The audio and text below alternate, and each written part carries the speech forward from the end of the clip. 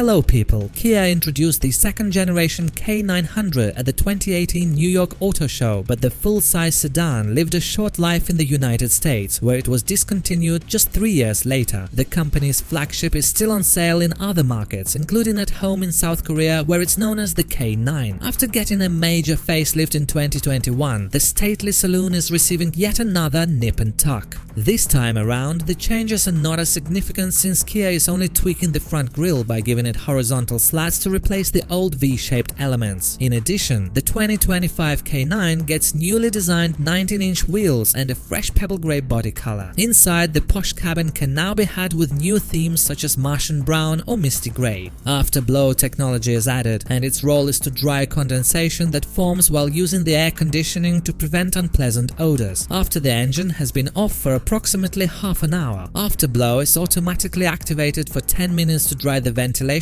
ducts to avoid mold growth. A battery sensor ensures the system isn't turned on when the car's battery is running low. In addition, the function remains disabled when the outside temperature is low and also when the AC system has not been used in a long time. Other changes brought by the 2025 Kia K9 include a massaging front passenger seat, USB-C ports front and rear, and even a fire extinguisher. There's now more standard equipment than before, while higher-end trim levels also come with some goodies that were previously offered as optional features.